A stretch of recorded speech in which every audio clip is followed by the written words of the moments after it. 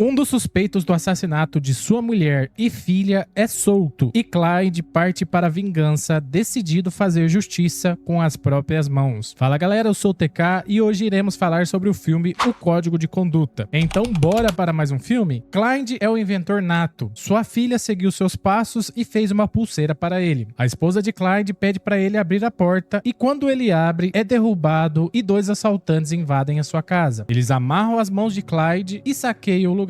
Um dos criminosos, Derby, diz: "Você não pode lutar contra o destino", e o golpeia com uma faca. Seu comparsa, Rupert, hesita, mas é silenciado. Clyde é obrigado a testemunhar o abuso e assassinato da sua esposa, e quando a sua filha aparece, ela também não é poupada deste destino cruel. O promotor Nick discute o caso de Clyde com um colega. A situação saiu do controle porque na noite anterior, um juiz considerou as provas de DNA da cena do crime inadmissíveis, e Nick opta por um acordo. Alguma justiça é melhor do que justiça nenhuma. Nick se encontra com Clyde, que lhe entrega algumas anotações que podem ajudar no caso, mas Nick ignora os papéis e explica que Derby concordou em testemunhar contra Rupert, garantindo que ele vá para o corredor da morte. Em troca, Derby pagará no máximo 5 anos de prisão. Clyde, devastado, implora para que o acordo não seja aceito, mas a decisão já foi tomada. E é assim que o sistema funciona. Não importa o que você sabe, e sim o que pode provar. No tribunal, a situação é manipulada para fazer que Rupert era o verdadeiro culpado. Derby, por sua vez, debocha silenciosamente da esposa de Nick, como se ela fosse a próxima vítima, e assina um acordo. Do lado de fora, Nick dá uma declaração à imprensa sobre o desfecho do caso. Derby, cheio de sarcasmo, agradece a Nick por estar do seu lado. O sistema funciona, afinal. Nick observa de longe, indignado com a injustiça de tudo. Depois de um dia exaustivo, ele volta para casa para sua esposa, Kelly. Para aliviar a tensão, conversa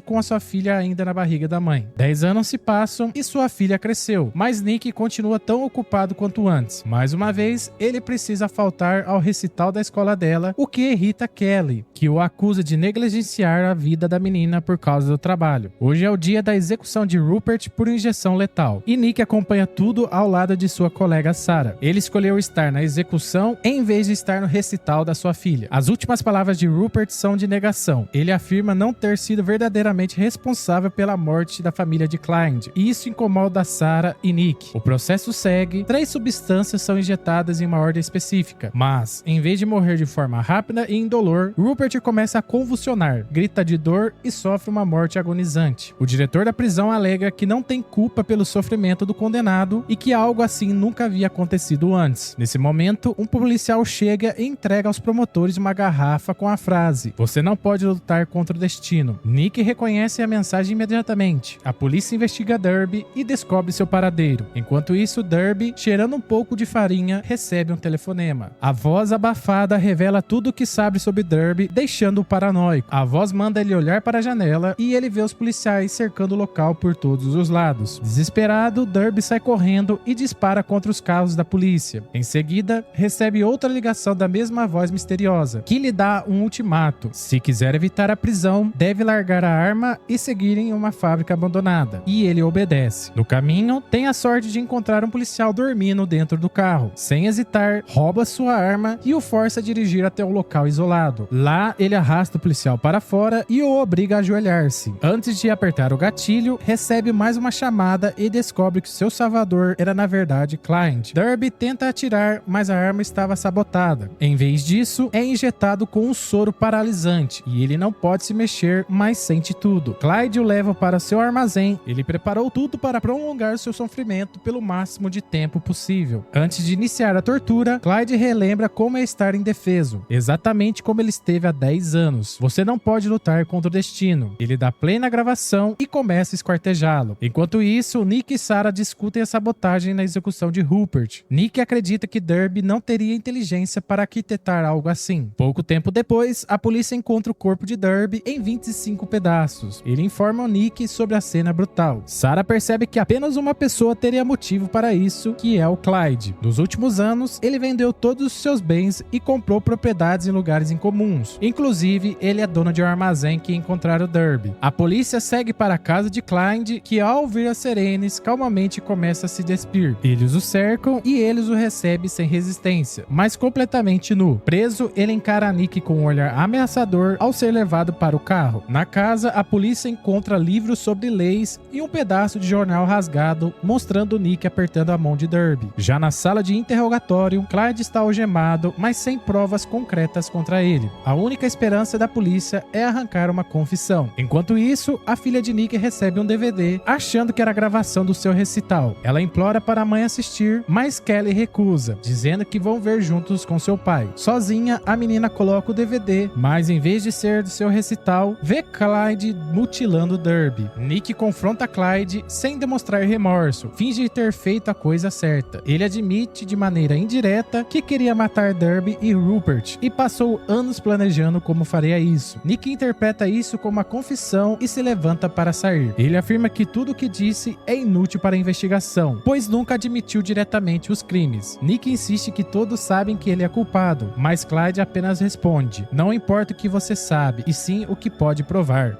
Aqui ele mandou bem. Clyde então faz uma proposta: dará uma confissão completa se receber algo em troca. Ele quer uma cama. A paciência de Nick se esgota. Seu chefe, Jonas, o repreende por não aceitar o acordo. Uma confissão em troca de um colchão seria uma ótima vantagem, já que não há provas suficientes. Mas Nick acredita que Clyde está apenas brincando com eles. Jonas insiste para que ele aceite. Clyde consegue a cama que queria, mas logo chama a atenção na prisão. O diretor, desconfiado, não gosta nem um pouco da situação. No tribunal, Nick pede que negue a fiança a Clyde. Em sua defesa, Clyde se apresenta como um cidadão que respeita as leis e argumenta que Nick não tem a única prova contra ele. A juíza tende a concordar. Nick retruca, dizendo que Clyde prometeu uma confissão, mas não cumpriu. E é então que Clyde começa a aplaudir ironicamente, acusando a juíza de ser ingênua o suficiente para soltar um assassino só porque ele disse algumas palavras bonitas. A corte fica chocada enquanto Clyde continua humilhando a juíza antes de ser escoltado para fora, e a fiança é negada. Mais tarde, na sala do interrogatório, Clyde descreve a gravação que enviou para a filha de Nick. Como prometido, admite que era ele no vídeo e acrescenta que tem mais confissões a fazer, mas quer algo em troca. Nick já está cansado do jogo dele, mas Clyde não se intimida e diz que quer um bife mal passado e um iPod para o almoço. Antes de sair, Clyde oferece uma informação: a vida de Bill Reynolds, advogado de Derby. Nick descobre que Bill está desaparecido há 3 dias. Clyde fala diretamente para a câmera, encarando Nick. Se quiser encontrar Bill vivo, precisa atender às suas exigências no dia seguinte, exatamente às 13 horas. No dia seguinte, a refeição é entregue à prisão, mas 5 minutos antes do prazo, o diretor decide reavaliar o pedido. Com isso, os promotores chegam 8 minutos atrasados. Clyde, tranquilo, dá a localização de Bill e ainda revela que o prazo das 13 horas não era para ele, mas para Bill, e eles correm contra o tempo. Nick pega um helicóptero para o local, enquanto Clyde, na prisão, aproveita seu bife e ouve uma música em seu iPod. Seu companheiro de cela, que havia acabado de ameaçá-lo, se distrai com a música enquanto Clyde discretamente retira o osso do bife. Num golpe certeiro, enfia o osso afiado no pescoço do homem. Os guardas entram correndo e o diretor se explode de raiva. Enquanto isso, Nick chega ao esconderijo de Bill e o encontra enterrado, com uma máscara de oxigênio. Mas já é tarde. Se Clyde tivesse recebido o almoço na hora certa, Bill ainda estaria vivo. Nick recebe uma mensagem de Sarah informando que Clyde assassinou seu companheiro de cela e que o diretor da prisão decidiu transferi-lo para a solitária. Nick vai visitá-lo e pergunta qual é o propósito de tantas mortes. Clyde responde que quer que todos sejam responsabilizados por suas ações. Nick entrega a Clyde uma pulseira da sua filha e questiona se sua família sentiria orgulho dele por buscar vingança em nome deles. Mas sua esposa e filha não podem sentir nada porque estão mortas. Nick e Jonas se encontram com um agente do governo que tem mais informações sobre o Clyde. Ele revela que Clyde é um estrategista nato, capaz de matar sem sequer estar no mesmo ambiente que suas vítimas. Se ele está preso, é porque ele quis estar ali. O agente sugere que procurem a próxima jogada de Clyde. Caso contrário, nada o impedirá de eliminar todos os envolvidos no caso de sua família. Antes de ir embora, ele lança um aviso: se Clyde quer você morto, você já está morto. Com essa informação, Nick e Jonas vão até a juíza e pedem que suspenda os direitos civis de Clyde, restringindo suas visitas para garantir a segurança de todos. Ela concorda e assina o documento, mas assim que atende uma ligação no celular, o aparelho explode e todos ficam em choque. Nick confronta Clyde na sala de interrogatório da prisão e ele quer saber quem está ajudando Clyde do lado de fora e qual o objetivo de tudo isso. Clyde se irrita porque Nick ainda não entende o verdadeiro significado da sua cruzada. Se quisesse apenas vingança, teria matado todos anos atrás. Clyde dá a Nick um ultimato: se não for solto até às 6 horas da manhã, mais pessoas vão morrer. Clyde é escoltado por vários guardas até uma cela de isolamento máximo. Enquanto isso, Nick e Sarah vasculham os documentos na prisão, tentando encontrar qualquer pista sobre o possível cúmplice de Clyde, mas não encontram nada. Sarah começa a questionar se a decisão de fazer um acordo com Derby na época foi correta, mas Nick insiste que sim. A equipe da promotoria permanece no local até às 6 horas da manhã, mas como nada acontece, Nick manda todos irem embora descansar. Porém, assim que Sarah liga o carro, bombas escondidas em vários veículos explodem, matando todos no local, inclusive ela. Mesmo com Clyde preso, Nick tem certeza de que alguém está ajudando ele do lado de fora, e 6 policiais foram mortos. Nick e Jonas se reúnem com a prefeita, que não consegue entender como um único homem preso pode causar tanta destruição. Para reforçar a segurança, ela nomeia 2 guardas especiais. Nick envia sua família para um lugar seguro, fingindo ser uma viagem de férias. Na prisão, Clyde sai para uma caminhada e é recebido por Nick e o detetive. Movidos pela raiva, Nick parte para cima dele e o espanca, mas Clyde apenas sorri e diz que é bom ver que ele está começando a entender e que isso era só um aquecimento. No funeral de Sarah, Jonas acredita que eles trouxeram isso para si mesmo. Nick ainda defende que fizeram a coisa certa, mas começa a duvidar da sua própria convicção. Enquanto eles se afastam, um homem vestido de preto assume o controle de um drone militar armado com uma metralhadora e lançadores de foguete. Ele desativa os carros da comitiva e os veículos param no meio da rua. O carro de Jonas é metralhado para garantir que ele não sobreviva, e o assassino detona o veículo em uma enorme explosão. A prefeita fica furiosa com Nick por ter permitido que essa situação chegasse a esse ponto. Ela quer demiti-lo, mas para amenizar a pressão da mídia, o nomeia como novo promotor de justiça. A cidade de Filadélfia entra em estado de emergência. A prefeita decreta bloqueios em toda a cidade e ninguém pode circular livremente. Nick recebe um e-mail de Sarah em que o assunto era os imóveis de Clyde comprou nos últimos anos. Nick descobre que Clyde é o dono de uma pequena oficina não muito longe da prisão. Ele e o detetive vão até lá para investigar. No local, encontram um buraco no chão. É um túnel que Clyde cavou, indo diretamente para debaixo da prisão. Ele criou uma entrada para cada cela, e esse era o plano o tempo todo. O detetive verifica a cela de Clyde, mas ele não estava lá. Disfarçado de zelador, Clyde passa pela segurança e entra no prédio da prefeitura sem levantar suspeitas. Nick e o detetive descobrem que Clyde tem câmeras em todos os lugares, até na casa de Nick. Clyde planta uma bomba na Palm para eliminar a prefeita, que logo fará uma reunião sobre segurança. Nick e o detetive chegam um pouco depois para evitar chamar a atenção, mas precisam agir com cautela. Eles notam um carrinho de Clyde no 5º andar, logo abaixo da sala da conferência, e lá encontram uma mala, que suspeitam conter a bomba. Os especialistas em explosivos a abrem e confirmam que o artefato é ativado por celular e pode explodir a qualquer momento. Enquanto isso, os agentes que monitoram o galpão de Clyde o veem chegando e avisa Nick. Clyde acessa seu equipamento no túnel e observa a reunião começar. Ele pega o celular e sobe para sua cela. Na cela, Clyde se surpreende ao ver Nick. Ele está armado e diz para Clyde fazer a coisa certa, dando-lhe uma última chance. Clyde pergunta se Nick veio para selar um acordo final, mas Nick responde que finalmente o entendeu, o que Clyde tentou mostrar o tempo todo, que ele não faz acordos com assassinos. Nick o alerta para não prosseguir com o plano, pois será uma decisão que carregará pelo resto da vida. Clyde diz que sente muito e faz a ligação. Nick sai da cela e diz que quando falou o resto da vida, quis dizer que cerca de 25 segundos era o tempo suficiente para o detetive trancar a porta do túnel. Nick havia colocado a mala com a bomba debaixo da cama de Clyde. Clyde olha para a pulseira da sua filha uma última vez antes que sua cela seja engolida por chamas e exploda. E assim chegamos no fim do filme. O código de conduta está com uma nota 7,4 no IMDb. Deixa nos comentários qual nota você daria para esse filme. Eu vou ficando por aqui e a gente se vê no próximo filme.